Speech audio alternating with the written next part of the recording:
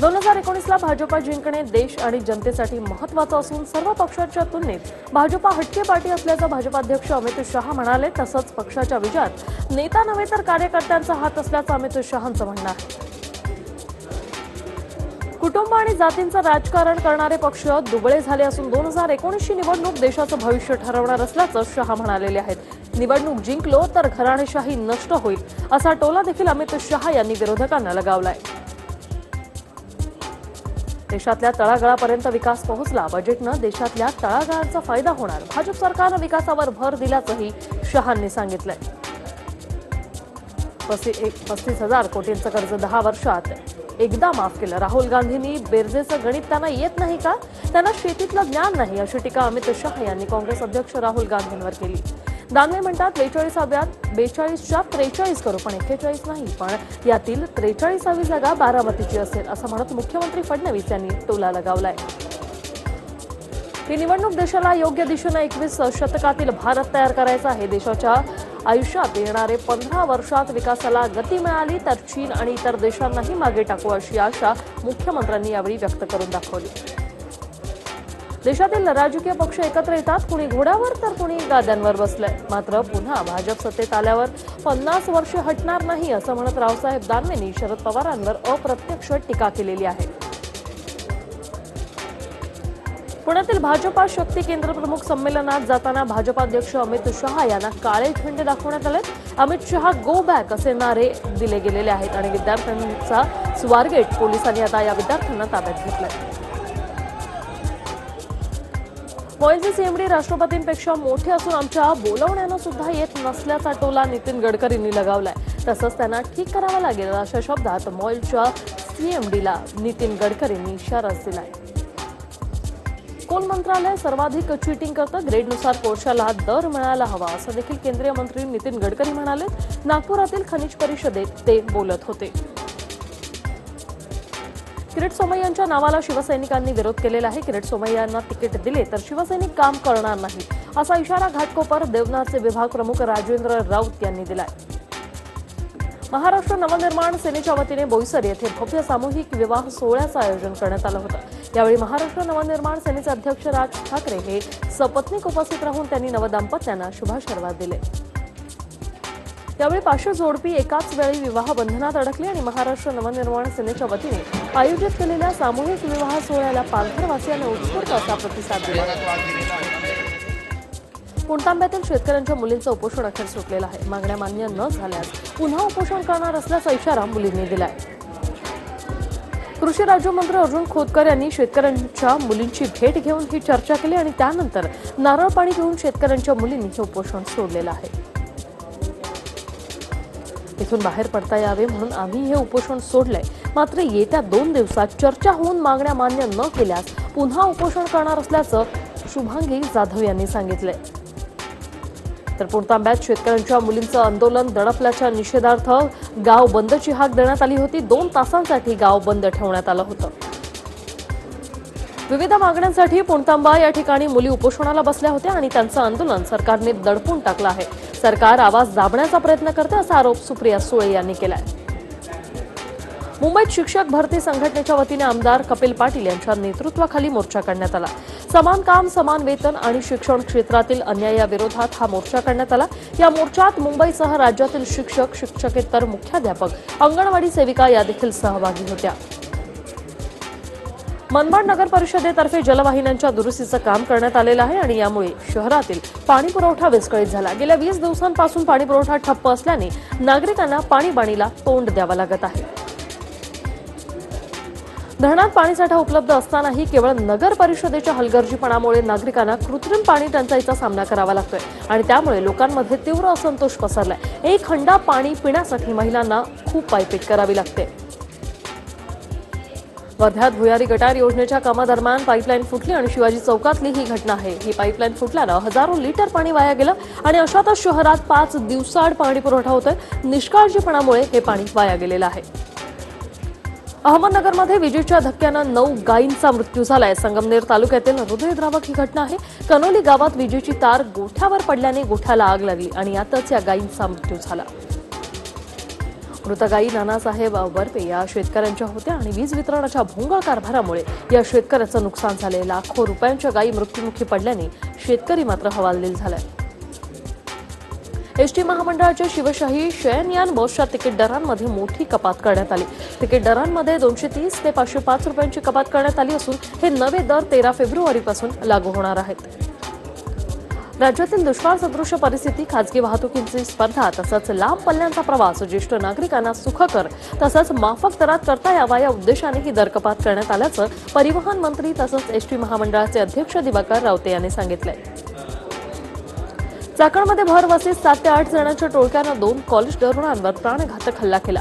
या हल्ल्यात एकाची हत्या तर एक गंभीर जखमी झालाय। जखमी तरुणावर रुग्णालयात उपचार सुरू आहेत।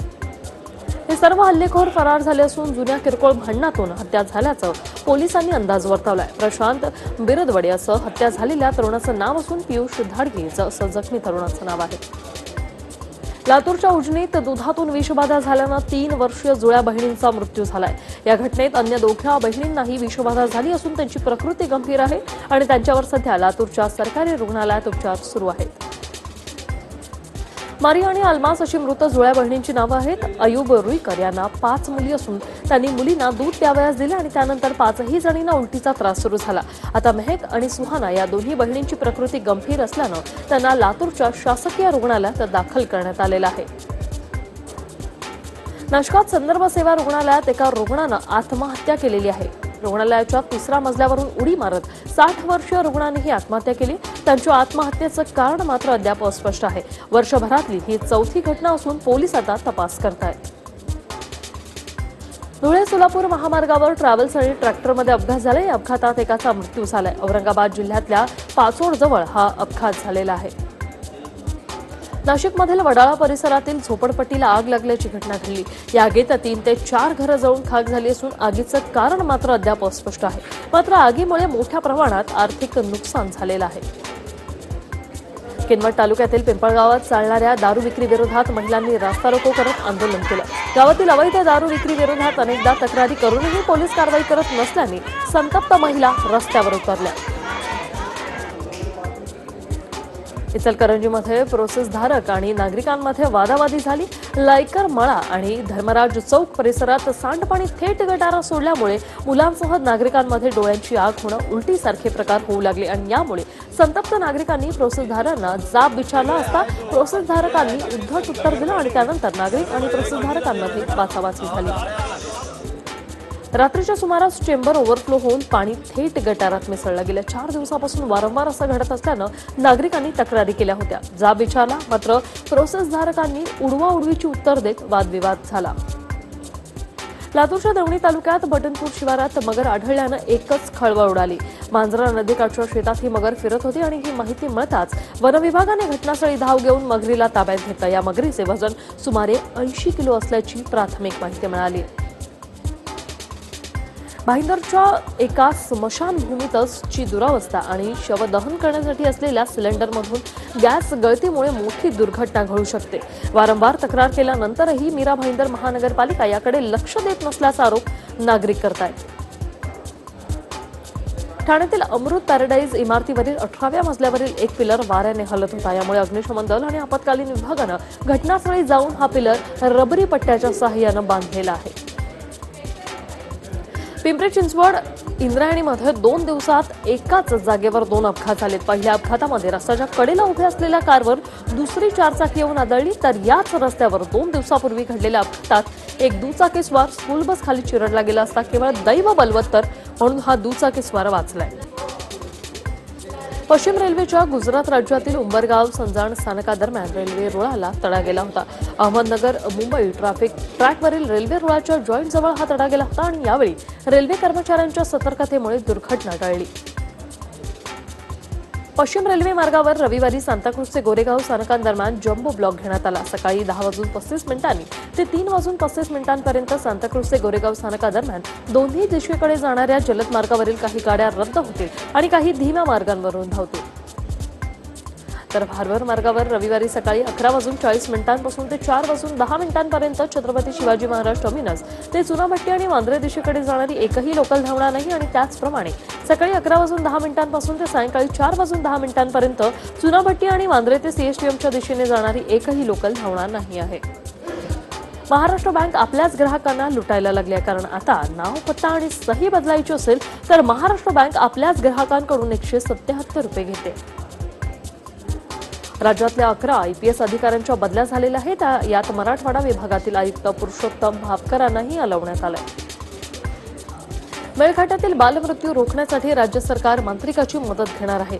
मुंबई उच्च न्यायालयात सरकारनं ही माहिती दिली. मेळघाटातील आदिवासी आजही अंधश्रद्धेवर विश्वास ठेवतात. त्यामुळे रुग्णांना दवाखान्यात घेऊन जाण्यासाठी सरकारही या मांत्रिकाची मदत घेणार आहे. शुक्रवारी मुंबई उच्च न्यायालयात झालेल्या सुनावणी दरम्यान राज्य सरकारनं ही माहिती दिली. रुग्णांना रुग्णालयात आणण्यासाठी मांत्रिकांना प्रत्येक रुग्णामागे मोबदला देण्यात येणार आहे. पोलीस महासंचालक दत्ता पडसलगीकरांना मुदतवाढ द्यायला केंद्र सरकारने नकार दिला. त्यामुळे महिन्याच्या अखेरीस निवृत्ती मिळण्याची शक्यता आहे. आकाश निरीक्षणाची अनोखी पर्वणी रत्नागिरीतल्या मुलांसाठी उपलब्ध करून देण्यात आली होती. आकाशातले ग्रह, तारे, आकाशातील वेगवेगळी दुनिया ही कुतूहलपूर्ण निरीक्षण रत्नागिरीतल्या चिमुकल्यांनी अनुभवलं. रात्रीच्या वेळी दुर्बिणीच्या माध्यमातून आकाशातील अद्भुत दुनिया चिमुकल्यांनी याची डोळा अनुभवली आणि निरीक्षणातून विज्ञानाचा आवड हा निर्माण करण्याचा प्रयत्न चिमुकल्यांच्या चेहऱ्यावर मात्र आनंद फुलवून गेला. राज्यातील उद्योगांना सवलतीच्या दरात वीज देऊ असं आश्वासन ऊर्जामंत्री चंद्रशेखर बावनकुळे यांनी उद्योगमंत्री सुभाष देसाई यांना दिलं. येत्या काळात राज्यात मोठ्या प्रमाणात वीज निर्मिती होईल असंही ते म्हणाले. तर काल संध्याकाळपासून मुंबईकर चांगलेच गारठलेत. अचानक आलेल्या थंड लाटेमुळे मुंबईकर हुडहुडतायत. तापमानात तब्बल 6.6 अंशांनी घसरण झाली. महाबळेश्वरमध्ये थंडीचा अक्षरशः कहर पाहायला मिळतोय. महाबळेश्वरमध्ये तापमानाचा पारा 0 अंशावर घसरलाय. वेण्णा लेक, लिंगमळा परिसरात सर्वत्र बर्फ झालेला आहे. घरात ठेवलेल्या भांड्यांमधील पाण्याचंही बर्फात रूपांतर झालंय. तर स्ट्रॉबेरीच्या पिकाचंही या थंडीमुळे नुकसान झालंय. उत्तरेकडून येणाऱ्या थंड वाऱ्यामुळे राज्यात थंडीची लाट पाहायला मिळाली. निफाडचा पारा मात्र घसरलाय. कसबे सुकणा भागातून 0 अंशाची नोंद देखील झाली आहे. तर कुंदेवाडी परिसरात 3 अंश सेल्सिअस किमान तापमानाची नोंद झाली. नंदुरबार जिल्ह्यात पुन्हा एकदा तापमानात घट झाली. सातपुड्याच्या दुर्गम भागात पारा 5 अंशावर घसरलाय. तर नंदुरबार शहरात 11 अंश इतकं नोंदवण्यात आलंय. सर्वात कमी तापमान थंड हवेचं ठिकाण असलेल्या तोरणमाळ परिसरात नोंदवण्यात आलंय. रायगडमध्ये थंडीचा कहर पाहायला मिळालाय. माथेरानमध्ये 9 अंश सेल्सिअस तापमान तर जिल्ह्यात 13 अंश तापमानाची नोंद झालेली आहे. तर गेल्या 4 दिवसांपासून कोकणात सुद्धा हुडहुडी भरली आहे. रत्नागिरीचं तापमान 12 अंशापर्यंत खाली घसरलंय. फेब्रुवारी महिन्यात थंडी आणि धुकं कोकणात कधीच पाहायला मिळालं नाहीये. मात्र यावर्षी थंडीमुळे कोकणात सकाळीच धुक्याची चादर पाहायला मिळाली. अंबरनाथ शहरातून जाणाऱ्या कल्याण बदलापूर महामार्गा शेजारील अतिक्रमण जमीनदोस्त करण्यात आली. यावेळी शेकडो अतिक्रमणांवर बुलडोझर चालवण्यात आला. यावेळी अंबरनाथ पालिकेचे कर्मचारी आणि मोठ्या पोलीस बंदोबस्तात ही कारवाई करण्यात आली. अकोल्यात गजानन महाराज पारायण समितीच्या वतीने विजय ग्रंथ पारायण सोहळ्याचं आयोजन करण्यात आलं होतं. या पारायण सोहळ्यात अनेक भव्य पारायण सोहळे आयोजित करण्यात आले होते. या सोहळ्यात ठाण्यातील सौ विद्याताई पडवळ यांनी आपल्या मधुर स्वरांनी श्री गजानन महाराजांचे विजय ग्रंथाचं सामूहिक पारायण केलं. या सोहळ्याला तब्बल 5,000 भक्तांसह महिलांचा सहभाग होता. यावेळी 500 विजय ग्रंथाचं वितरण भाविकांना करण्यात आलेलं आहे. पुणे शहरात घडणारे गंभीर गुन्हे आणि आगामी निवडणुका डोळ्यासमोर ठेवून पुणे पोलिसांनी कोम्बिंग ऑपरेशन राबवलेलं आहे. पुणे शहरातील 5 पोलीस स्थानकांतर्गत ही कारवाई करण्यात आली. या कारवाईत 43 अधिकारी आणि 155 पोलीस कर्मचाऱ्यांनी या कारवाईत सहभाग घेतला होता. पोदार शाळा प्रशासनाच्या बेजबाबदारपणामुळे महाराष्ट्र नवनिर्माण विद्यार्थी सेनेनं दणका दिलाय. निष्काळजीपणामुळे बस अपघात घडला. त्यामुळे 7 दिवसात दोषींवर कारवाईची मागणी मनसे विद्यार्थी सेनेकडून करण्यात आली. तसंच स्कूल बसची तपासणी मोहीम देखील राबवण्याची मागणी करण्यात आली. 5 लाखांच्या खंडणीसाठी धमकवणाऱ्या पनवेलच्या मनसे उपशहर अध्यक्षाला खंडणी विरोधी पथकानं अटक केली. झाडाच्या फांद्या छाटल्यानं कारवाईची धमकी देऊन 6 लाखांची खंडणी मागत होता. त्यापैकी 2.5 लाख रुपये घेण्यासाठी तो आला असता सापळा रचून त्याला पकडण्यात आलं. दुष्काळामुळे तुरीचं उत्पादन 50% घटले. उत्पादन घटल्यामुळे तूर डाळीची दरवाढ 90 रुपयांवर पोहोचली. त्यामुळे सर्वसामान्यांच्या खिशाला या महागाईचा मोठा फटका बसणार आहे. आगामी लोकसभा निवडणुकीच्या पूर्वी तूर डाळीचा प्रवास 100कडे चाललाय. त्यामुळे या तूर डाळ दरवाढीचा फटका सर्वसामान्यांसह सत्ताधाऱ्यांना बसणार का, असा सवाल आता उपस्थित होतोय. नालासोपाऱ्यात वडिलांच्या सांगण्यावरून मुलाने आईची अतिशय निर्घृणपणे हत्या केली. 21 जानेवारीला आईचा खून करून दोघंही फरार झाले होते. या घटनेत वडील आणि मुलाला पोलिसांनी 20 दिवसांनंतर बेड्या ठोकल्या. नाशिकमध्ये एका युवकाची दिवसा ढवळ्या हत्या करण्यात आलेली आहे. वैभव उर्फ बबलू गंडोळे असं हत्या झालेल्या युवकाचं नाव आहे. अज्ञातांविरोधात अंबड पोलीस ठाण्यात गुन्हा देखील नोंदवण्यात आलाय. वाशिम जिल्ह्यातील शिरपूर येथे गजानन कोंडूजी जाधव या 35 वर्षीय शेतमजुराने राहत्या घरात गळफास घेऊन आत्महत्या केली. आत्महत्येच्या मागचं कारण मात्र अद्याप अस्पष्ट आहे. मानखुर्दमध्ये राहणाऱ्या रोहिणी अभिजित घोरपडे या महिलेचा खून अनैतिक संबंधातून झाल्याचं स्पष्ट झालं. सुनील शिर्के या आरोपी अन्य 2 साथीदारांच्या मदतीने तिचा खून केल्याचं पोलीस तपासात निष्पन्न झालंय. संगमनेर तालुक्यातील डोळासणे गावाजवळ कार उलटण्याने भीषण अपघात झाला. या अपघातात 1 जण ठार झालाय तर 1 जण जखमी झालाय. जखमींवर रुग्णालयात उपचार सुरू आहेत. मुंबईच्या पूर्व द्रुतगती महामार्गावर एका कारला अचानक आग लागली. मुंबई मुलुंड ते विक्रोळी दरम्यान ही घटना घडली. या आगीत गाडी पूर्णपणे जळून खाक झाली. माढ्यातील खासदार विजयसिंग पाटील यांच्यासह प्रमुख नेत्यांकडून निवडणूक लढवण्याची विनंती होत असल्यानं शरद पवार यांनी पत्रकारांना असं सांगितलेलं आहे. पुण्यात राष्ट्रवादीच्या बैठकीदरम्यान शरद पवार पत्रकारांशी बोलत होते. मावळमधून पवारांच्या उमेदवारीवरून मात्र अजूनही संभ्रमच आहे. तर शरद पवार यांनी वयानुसार प्रकृतीचा विषय लक्षात घेऊन निवडणूक लढवू नये आणि जर का त्यांनी माढामधून निवडणूक लढवली आणि ती जागा भाजपकडे असेल तर आम्ही त्यांचा पराभव करू, असं वक्तव्य चंद्रकांत पाटील यांनी केलंय.